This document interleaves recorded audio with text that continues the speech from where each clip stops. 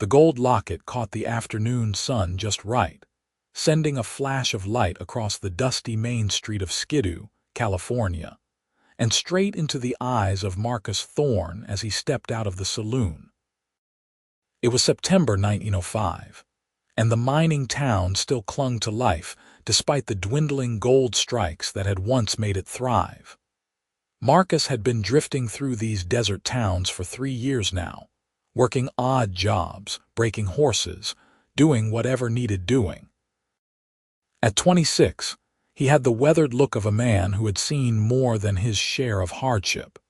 But his eyes still held a kindness that drew people to him despite his quiet nature. The woman holding the locket stood near the general store, her dark hair pulled back in a simple bun that had come loose in places from the desert wind. She looked young, maybe 22 or 23, with delicate features that spoke of better times than the worn calico dress she wore suggested. Her hands trembled slightly as she held the locket out to an older man in a fine suit who was examining it with the calculating eye of someone used to getting the better end of every bargain.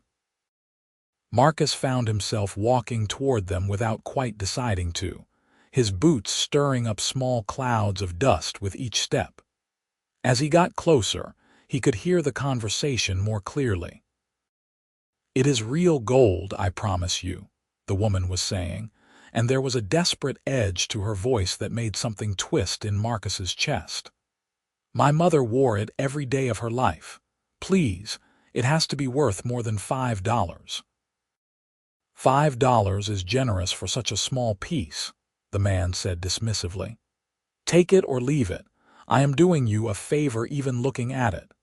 Marcus stopped a few feet away, pretending to adjust his hat while he studied the situation. The woman's face had gone pale, and he could see her jaw working as she fought back what looked like tears. Her fingers closed around the locket protectively, and for a moment he thought she might refuse, but then her shoulders sagged. "I will take it," she whispered. $20, Marcus heard himself say, the words coming out before he had fully thought them through. Both the woman and the man in the suit turned to look at him with identical expressions of surprise. Up close, Marcus could see that the woman had gray eyes the color of storm clouds, and they were currently wide with confusion. "I beg your pardon," the suited man said, his tone frosty. "I will give you $20 for the locket," Marcus said directly to the woman, ignoring the other man entirely, "if you are willing to sell it to me instead." The woman stared at him like he had sprouted a second head. $20, sir, I do not think you understand. It is just a small locket. Mr. Preston here says it is only worth $5. Mr. Preston here is a cheat and a liar, begging your pardon, madam, Marcus said calmly. That is at least 2 ounces of gold, which makes it worth $30 easy. I am offering 20 because I assume you need the money today and cannot wait to find a better buyer. The woman's mouth opened and closed without sound. Mr. Preston's face had turned an unpleasant shade of red.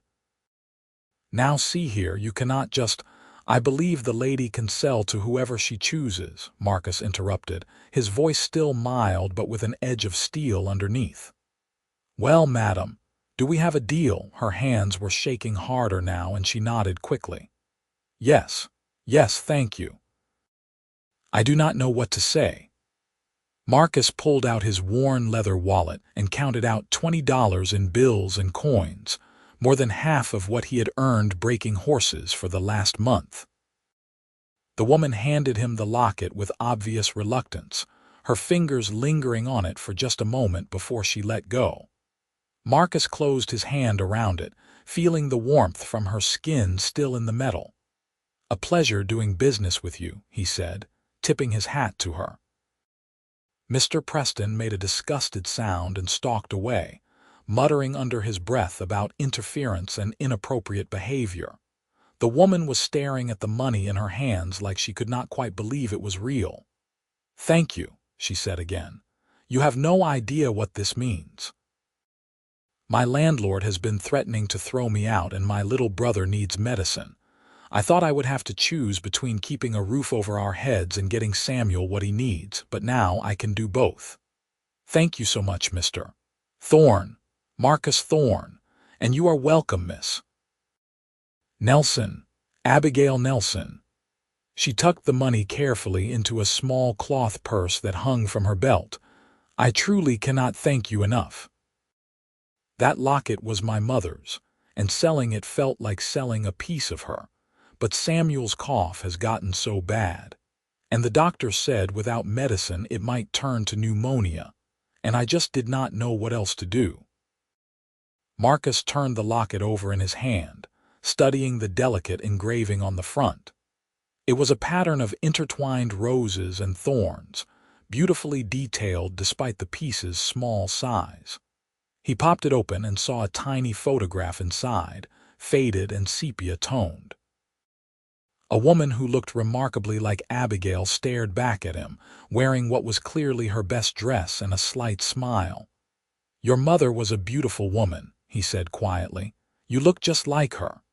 Abigail's eyes filled with tears. "She died 2 years ago. Fever took her in less than a week. After that, everything just fell apart. My father had already passed when I was 16 and Mother was all Samuel and I had. Now it is just us and I am doing my best, but sometimes it feels like no matter what I do, it is not enough." Marcus made a decision. He held out the locket to her. "Then you should keep this." Abigail took a step back, confusion replacing the grief on her face. "What? No, I sold it to you. The deal is done." "The deal was you giving me the locket and me giving you $20. That part is finished.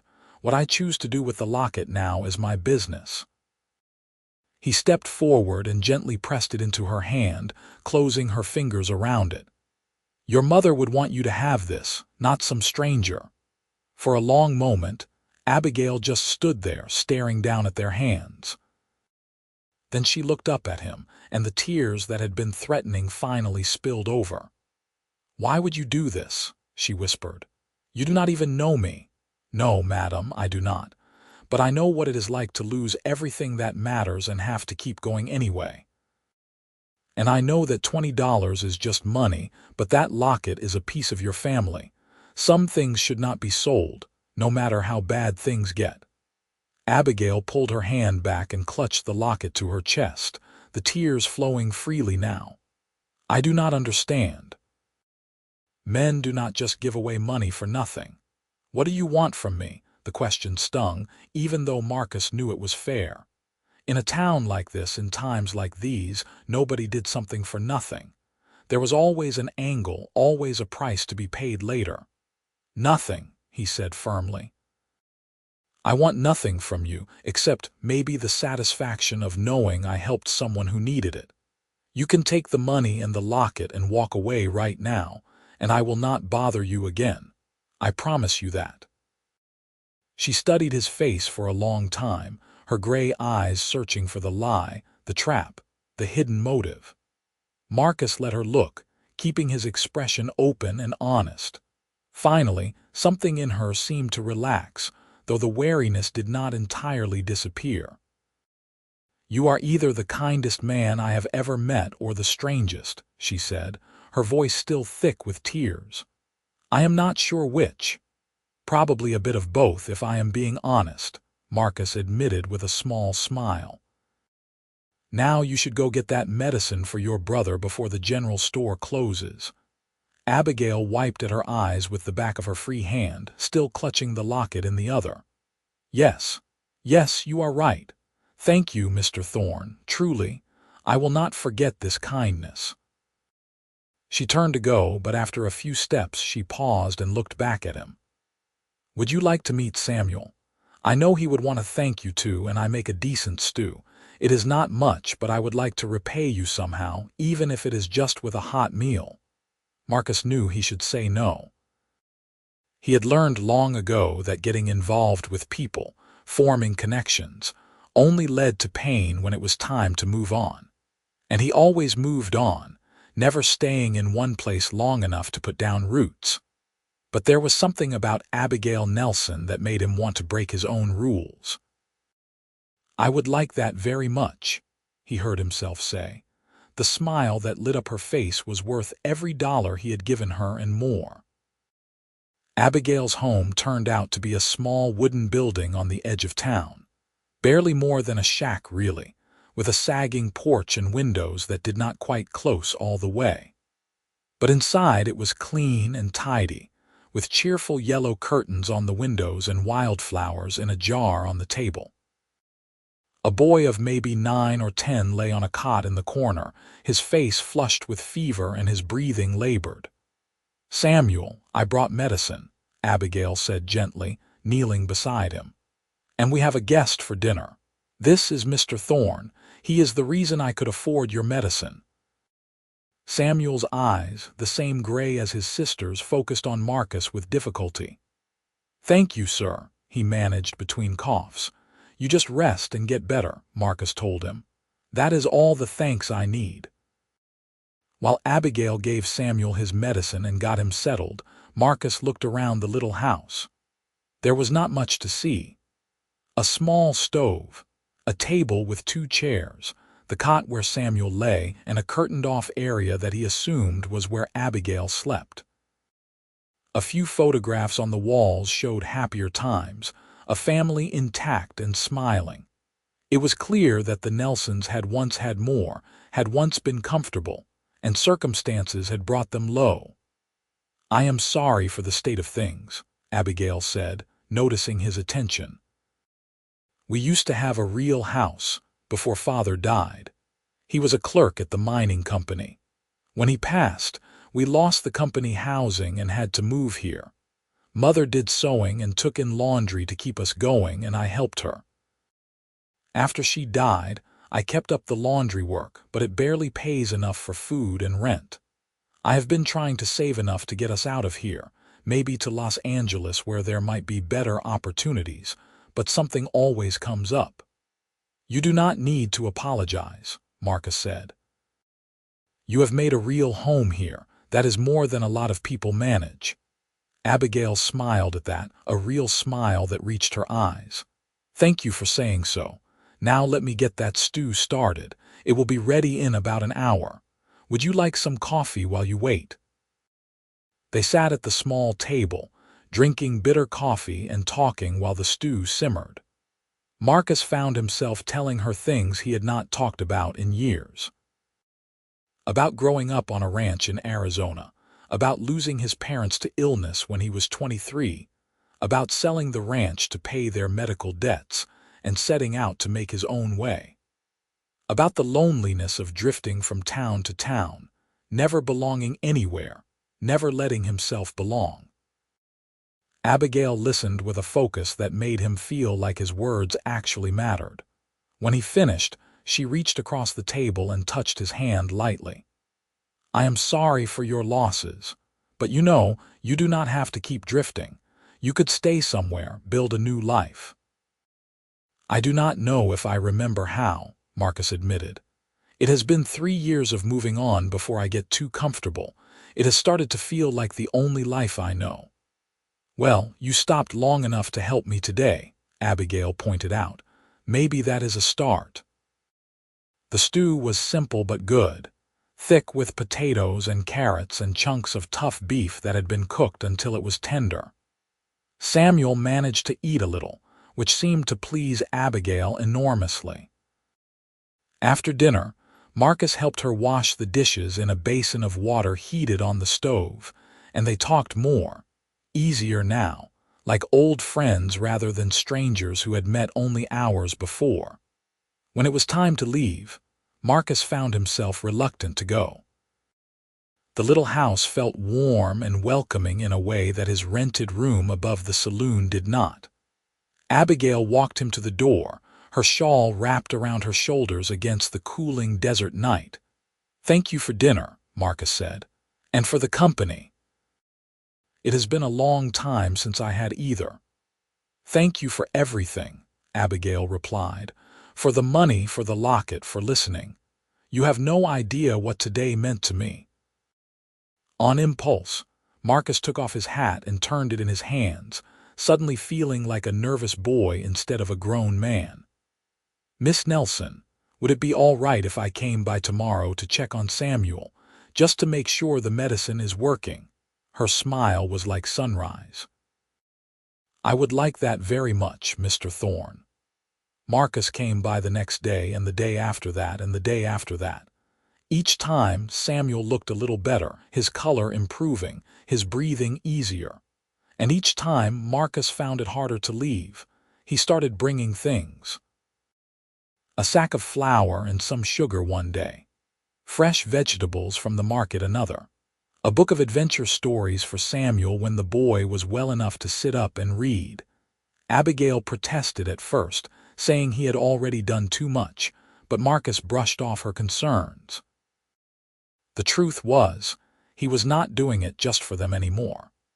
He was doing it because being around them made him feel like he had a purpose again, like he was more than just a drifter waiting for the next job. 2 weeks after they met, Marcus arrived to find Abigail hanging laundry on a line stretched between the house and a scraggly tree. She was singing softly to herself, some old ballad he half remembered from childhood, and the sound of her voice made his chest ache in a way that was not entirely unpleasant. "Good morning," he called out, not wanting to startle her. She turned, her face lighting up when she saw him. "Marcus, I was hoping you would come by today. Samuel is finally well enough to get out of bed, and he has been driving me half mad asking when you were coming." Inside, Samuel was indeed up, sitting at the table and working on a simple wooden puzzle Marcus had brought him a few days earlier. "Mr. Thorne," he said excitedly. "Look, I almost have it finished." Marcus examined the puzzle with appropriate seriousness. "That is fine work, Samuel. You have got a good eye for how the pieces fit together." They spent the morning together, the three of them, playing simple games and talking. Samuel was full of questions about Marcus's life, wanting to know about horses and cattle and all the places he had been. Marcus answered patiently, editing out the lonelier parts and focusing on the adventures. After lunch, Samuel's energy flagged and he lay down for a nap. Abigail and Marcus found themselves alone, sitting on the rickety porch and watching the sparse traffic on the road into town. "He adores you," Abigail said quietly. "He has not had a man to look up to since father died. I think he needed someone like you."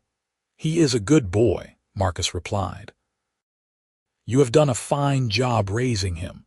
"I do my best." She was quiet for a moment, then said, "Can I ask you something?" "Of course." "Why did you really give me back the locket that first day? The truth, not just the kind words about family and memory." Marcus thought about how to answer that. "I saw my mother in you," he said finally. "Not literally, you do not look like her, but that look on your face when you were about to sell it. My mother had to sell her wedding ring to pay for medicine when my father got sick. I was there when she did it, and I saw her face. She tried to be brave, but I could see how much it was killing her inside. I was just a kid then.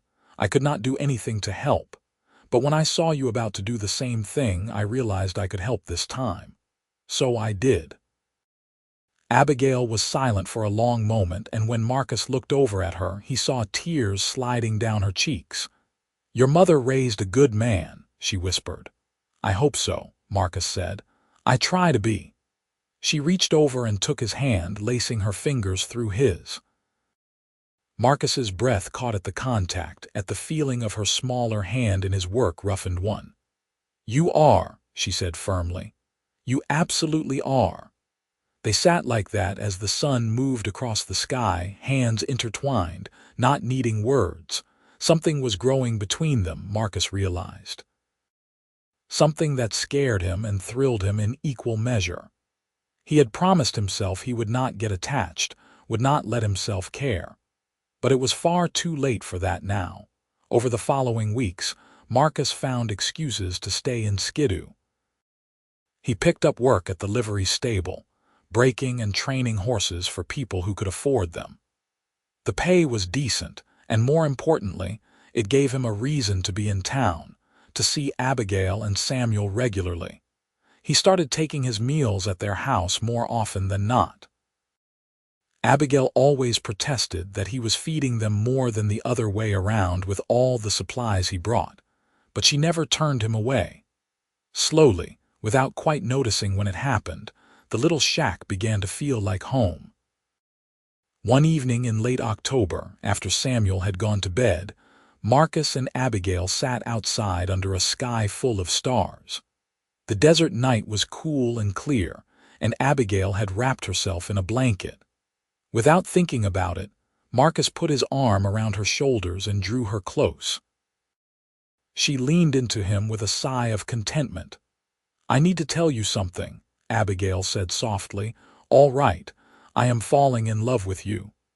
She said it simply, matter-of-factly, like she was commenting on the weather. "I probably should not say it so plainly, but I have never been good at playing games or hiding what I feel. So there it is. I am falling in love with you, Marcus Thorne, and I needed you to know." Marcus's heart was pounding so hard he was sure she could hear it. "I am already in love with you," he replied, his voice rough with emotion. "Have been for weeks now, probably since that first night when you invited me to dinner. I just did not want to say anything because I was not sure I had the right to. I am just a drifter with no real future to offer you." Abigail pulled back enough to look at him, her gray eyes searching his face. "You are not just a drifter. You are the man who gave me back my mother's locket. You are the man who saved my brother's life. You are the man who has been showing up every day for weeks just to make sure we are all right. You are the man I love. That is who you are, and that is more than enough." Marcus cupped her face in his hands, his thumbs brushing away tears he had not realized were falling. "I do not deserve you." "That is not for you to decide," she said, and then she kissed him. It was soft and sweet and perfect, and Marcus felt something inside him that had been broken for a long time start to heal. When they finally pulled apart, both breathless, he rested his forehead against hers. "I want to stay," he said. "Here in Skidoo with you and Samuel, if you will have me." "Yes," Abigail breathed. "Yes, absolutely yes." They were married in early December in a simple ceremony at the small church on the edge of town. Samuel stood up as Marcus's best man, proudly wearing a new suit that Marcus had bought for the occasion. Abigail wore a dress of pale blue that brought out her eyes, and she carried a small bouquet of desert wildflowers. The locket, her mother's locket, hung around her neck, gleaming in the candlelight. Marcus had used most of his savings to rent a proper house for them, a small but solid building with 2 bedrooms and a real kitchen. It was not much, but it was theirs, and that made all the difference. They moved in the day after the wedding, Samuel chattering excitedly about having his own room for the first time in years. That first night as husband and wife, Marcus and Abigail lay together in their bed, wrapped in each other's arms. "I love you," Marcus whispered into the darkness. "I will spend every day of my life trying to be worthy of you." "You already are," Abigail replied. "You always have been." The months that followed were the happiest of Marcus's life. He continued working at the livery, and he discovered he had a real talent for training horses. Word spread, and people started bringing him their most difficult animals, knowing he could gentle them without breaking their spirit. The work was satisfying in a way his years of drifting had never been. Abigail kept taking in laundry, though Marcus wished she did not have to work so hard.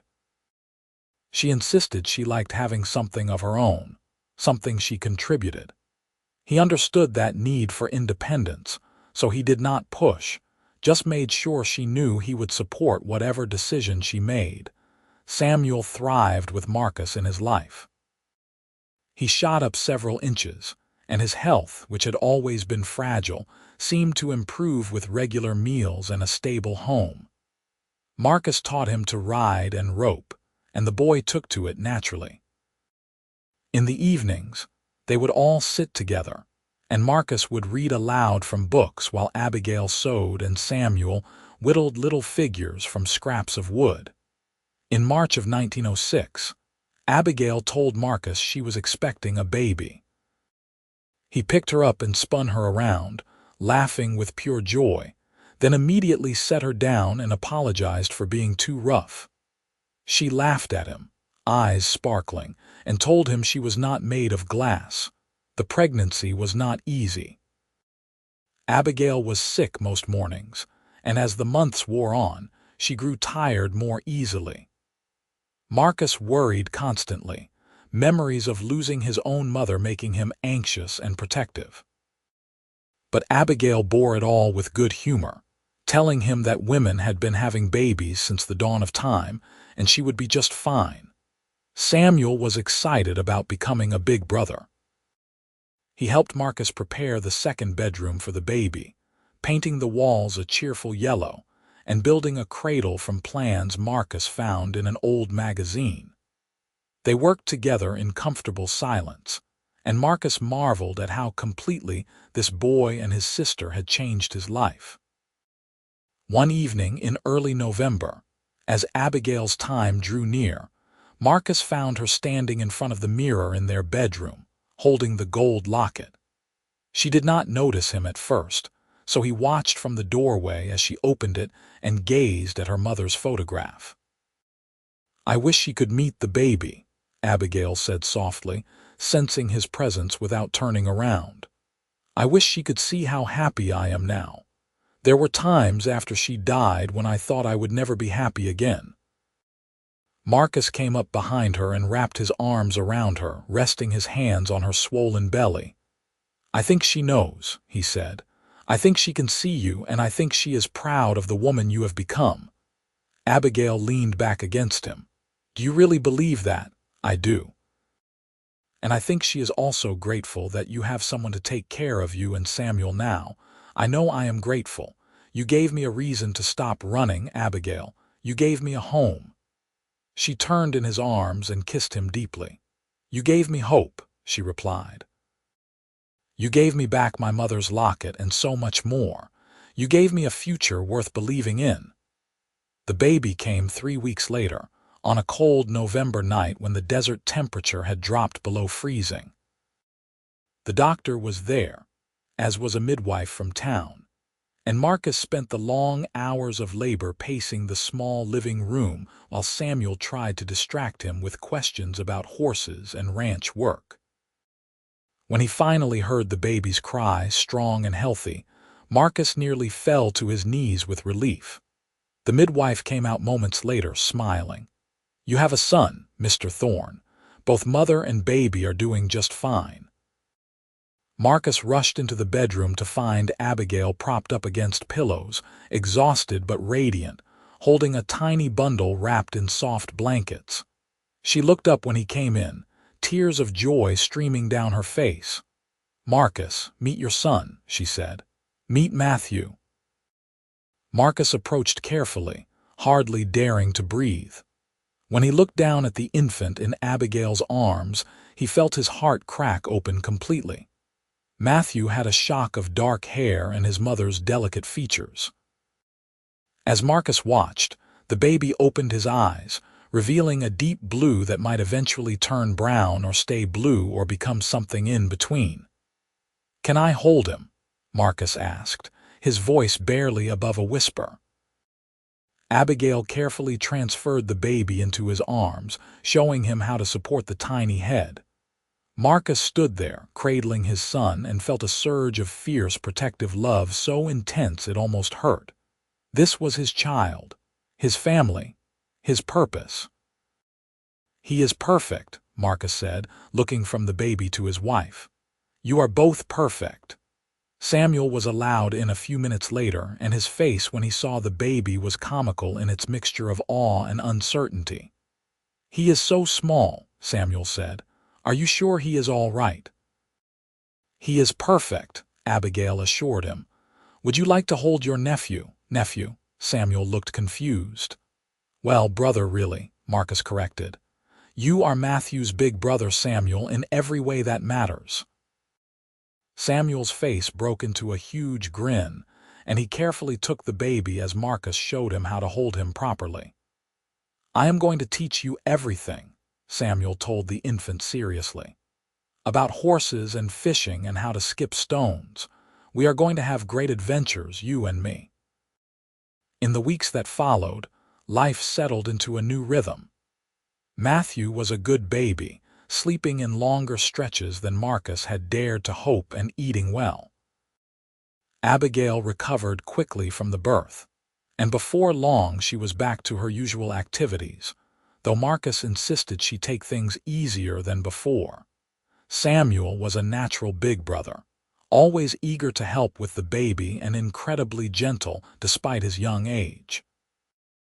Marcus would often come home from work to find Samuel sitting on the floor, entertaining Matthew with silly faces or singing him songs he had made up.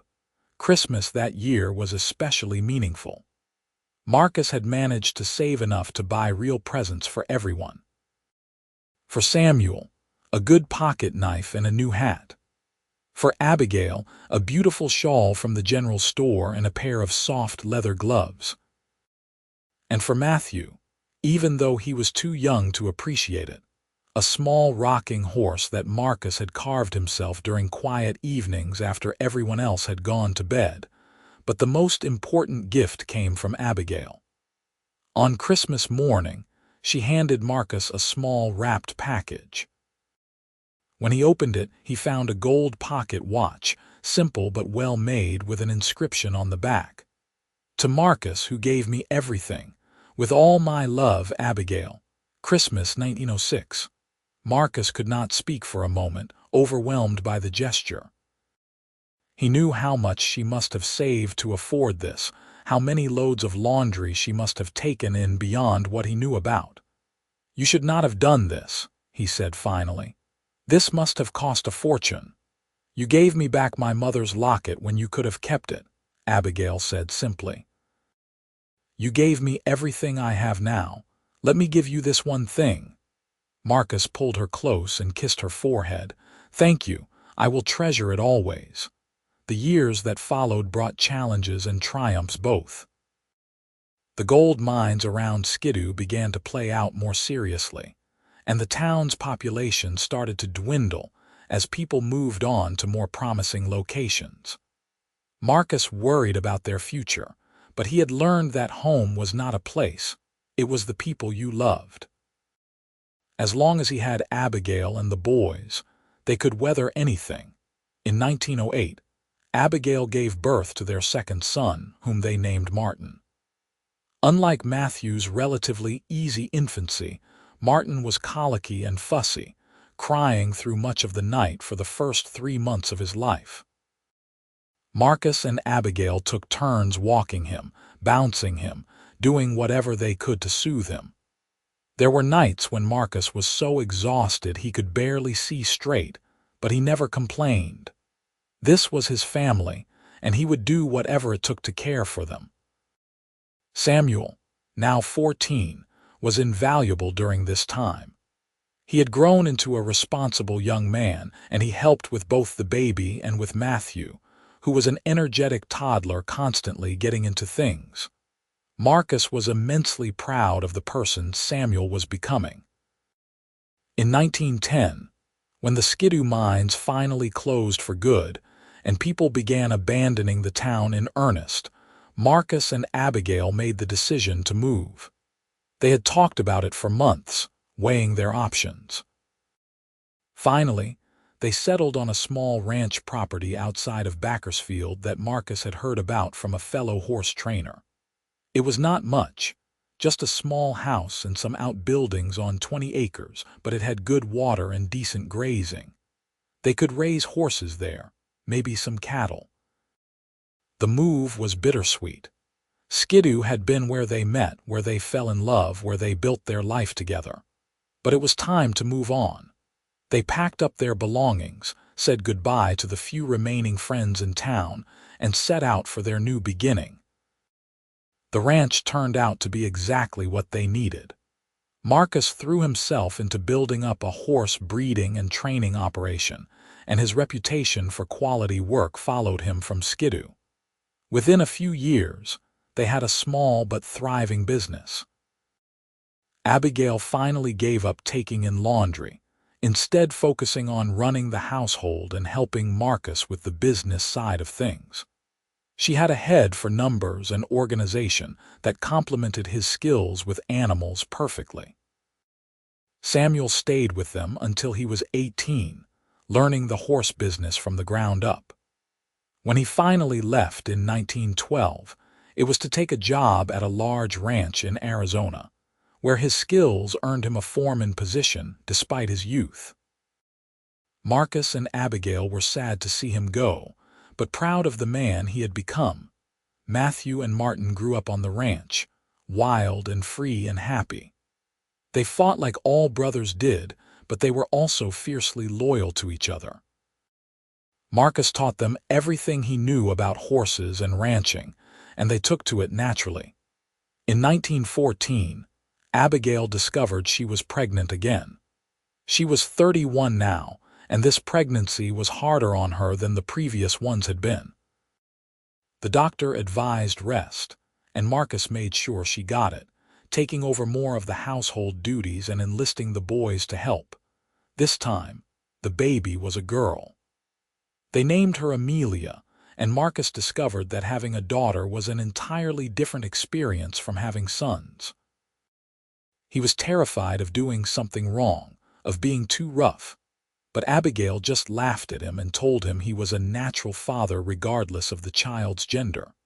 Amelia had her mother's gray eyes and her father's dark hair, and she wrapped Marcus around her little finger from day one. The boys adored their baby sister, and Marcus often came in from working with the horses to find Matthew and Martin sitting on the floor, letting Amelia crawl all over them while they played with her. As the years passed and the children grew, Marcus and Abigail grew older together. They had challenges, certainly. There were years when money was tight, when the weather was bad, when illness struck. In 1918, the influenza epidemic swept through California, and they lost neighbors and friends. But their own family stayed healthy, isolated as they were on the ranch, and they counted their blessings. Samuel visited when he could, and eventually he brought home a wife of his own, a kind woman named Alina who Abigail welcomed with open arms. They had children of their own, and those grandchildren would come to visit the ranch, filling the house with noise and laughter. On their 20th wedding anniversary in 1925, Marcus took Abigail into town for a special dinner at the nicest restaurant in Bakersfield. She wore the gold locket, as she always did, and Marcus wore the pocket watch she had given him all those years ago. Over dessert, Marcus reached across the table and took her hand. "Do you ever regret it?" he asked. "Marrying a drifter with no prospects?" Abigail looked at him like he had lost his mind. "Marcus Thorne, how can you even ask me that? You are the best thing that ever happened to me. You saved my life in every way a person can be saved. You gave me love and security and a family and a home. How could I possibly regret any of that?" "I just wanted to make sure," Marcus said with a smile, "because I wake up some mornings and cannot believe how lucky I am, that I happened to be walking out of that saloon at exactly the right moment to see the sun catch your mother's locket. That I had the sense to walk over instead of minding my own business, that you gave me a chance when you had every reason not to." "It was not luck," Abigail said firmly. "It was meant to be. You were meant to find me that day. We were meant to build this life together." "I have never doubted that, not for a single moment." She reached up and touched the locket at her throat. "This has seen me through the worst times of my life and the best. It saw me when I had nothing and was about to lose everything. It saw you give it back to me and change my whole world. It saw us fall in love and get married and have our children. This locket has been there for all of it, and every time I touch it, I remember how far we have come." Marcus raised her hand to his lips and kissed it gently. "I love you, Abigail Thorne. More today than yesterday and less than tomorrow. And I love you, Marcus, always and forever." They left the restaurant and walked through the streets of Bakersfield, hand in hand, talking and laughing like the young people they had been when they first met. Some things changed over time, but that essential connection between them, that love that had started with a simple act of kindness, remained as strong as ever. The ranch continued to thrive through the 20s.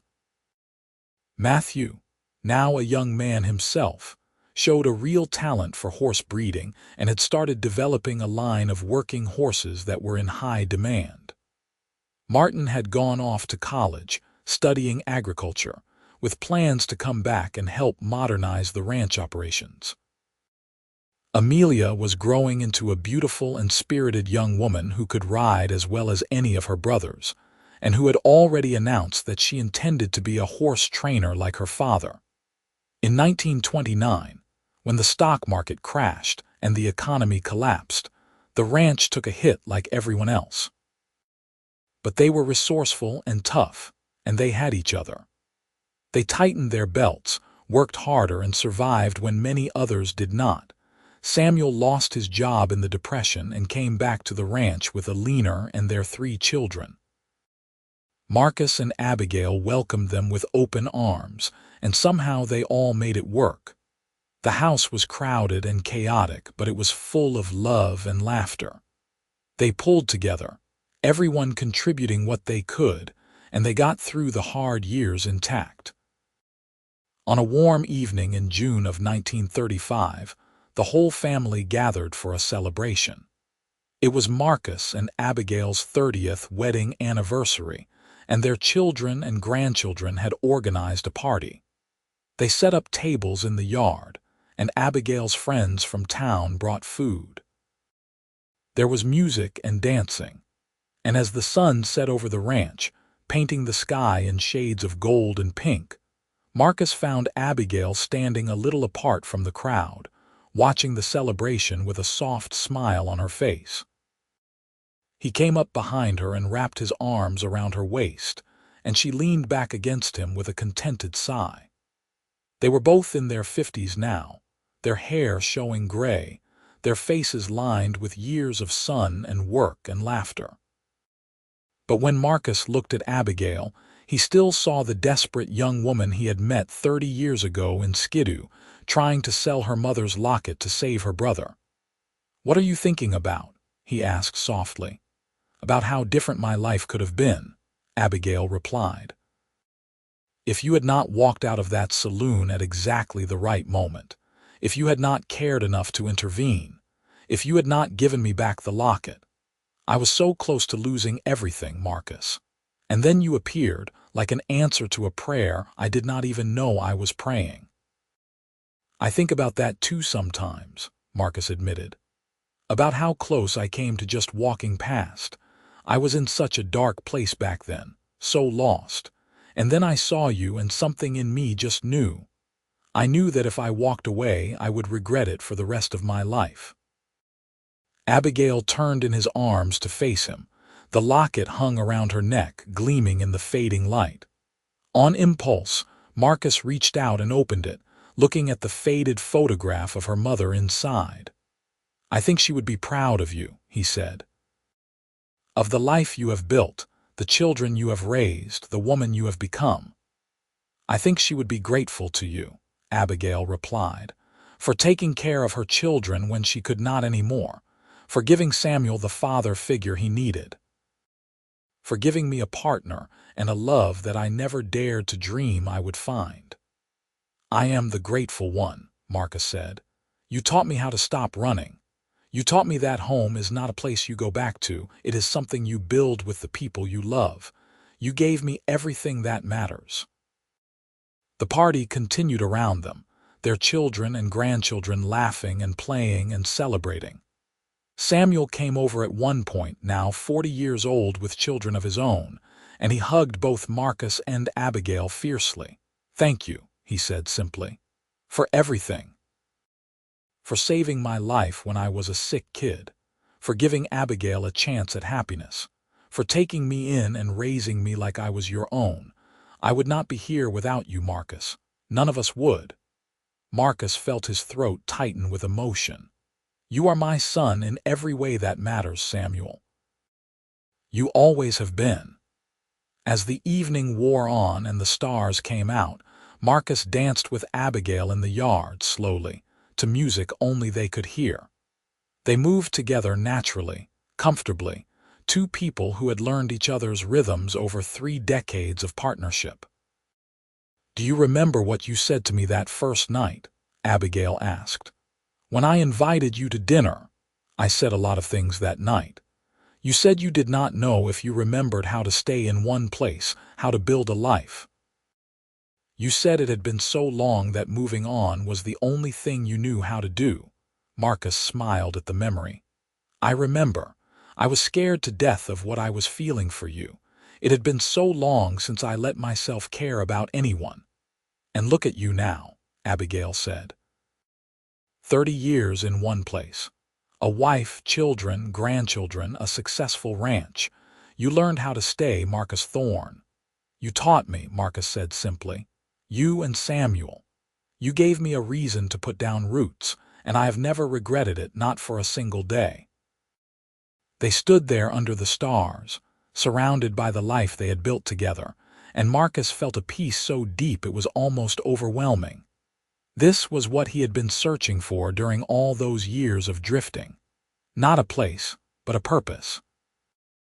Not just a house, but a home filled with love and family, and the small everyday moments that made up a life well lived. The gold locket that had brought them together hung between them, a constant reminder of where they had started and how far they had come. It had been a symbol of loss when Abigail tried to sell it all those years ago, a desperate attempt to survive. But Marcus's simple act of kindness had transformed it into something else entirely. Now, it was a symbol of hope and love and second chances. It was a reminder that sometimes, when things seem darkest, life can surprise you with unexpected grace. Marcus kissed his wife tenderly, there under the stars, while their family celebrated around them. And he knew with absolute certainty that he was exactly where he was meant to be. The years continued to pass, bringing more changes and challenges. The Depression eventually gave way to better economic times. Samuel and his family eventually moved back to their own place, though they remained close and visited often. Matthew married and brought his bride to live on the ranch, taking over more of the daily operations as Marcus slowly began to ease back from the hardest physical work. Martin finished college and came home to help implement modern farming and ranching techniques that increased their efficiency and profitability. Amelia, true to her word, became a skilled horse trainer in her own right, eventually marrying a veterinarian who set up practice in Bakersfield. Through it all, Marcus and Abigail remained each other's constant companion and support. They grew old together gracefully, their love deepening and maturing like fine wine. They became known throughout the area as a devoted couple, and young people would sometimes ask them the secret to their long and happy marriage. "Kindness," Abigail would always say. "It started with an act of kindness, and we have tried to be kind to each other every day since." "And choosing each other every single day," Marcus would add. "Love is not just a feeling. It is a choice you make over and over again." In 1950, they celebrated their 45th wedding anniversary with another family gathering, though this one was quieter than previous celebrations. Marcus was 71 now, and while he was still active and engaged, he tired more easily than he once had. Abigail was 67, and she had developed arthritis that sometimes made her hands ache.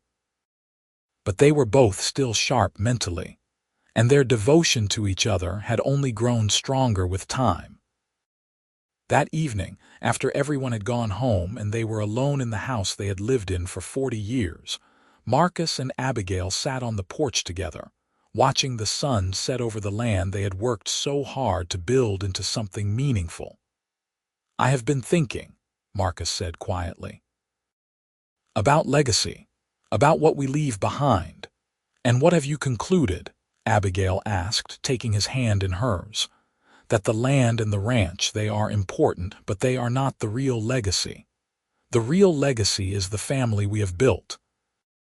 The children and grandchildren who are good people, who work hard and love deeply and treat others with kindness. That is what will last long after we are gone." Abigail squeezed his hand. "You are right. And it all started with you showing kindness to a desperate woman trying to sell her mother's locket. You could have walked away that day, Marcus, but you did not. And because of that choice, all of this exists."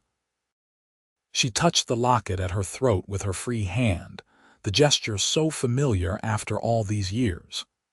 "I still wear it every day. It reminds me of her, of course, but it also reminds me of you, of the moment you gave it back to me and changed everything." "Best $20 I ever spent," Marcus said with a smile. "You spent that $20 on me, but you gave me the locket back. You lost money on that deal." "No," Marcus said firmly. "I gained everything. I gained you, I gained a family, I gained a purpose and a home. That $20 bought me the life I had stopped believing I could have. It was the best investment I ever made." They sat in comfortable silence as the stars began to appear, the same stars that had watched over them for 45 years of marriage. Marcus thought about the long road that had brought him to this moment, the grief and loss that had sent him drifting across the West, untethered and alone, the chance encounter in a dusty mining town, the split-second decision to intervene in something that was not his business. All the small choices and coincidences that had woven together to create this life. "I love you," he said, the words as true and necessary as breathing. "I will love you until my last breath and beyond." "And I love you," Abigail replied. "You gave me back more than just a locket that day. You gave me back hope. You gave me a future. You gave me a love story I could never have imagined." They sat there together as darkness fell, two people who had built a life of meaning and purpose from an act of simple kindness, their love as steady and enduring as the stars above. And in that moment, Marcus Thorne knew that he was the luckiest man who had ever lived. Not because of wealth or fame or any grand achievement, but because he had found his home in the heart of Abigail Nelson Thorne, and she had found hers in his. The gold locket gleamed softly in the starlight, a small piece of gold that had witnessed both the ending of one life and the beautiful beginning of another. It had been treasured by Abigail's mother, nearly sold in desperation, returned in kindness, and worn with love for decades. And it would continue to be passed down through generations, carrying with it the story of how sometimes the smallest acts of compassion can change everything, and how love, when it is real and true, can transform two lonely people into a family, a legacy, and a home that lasts forever.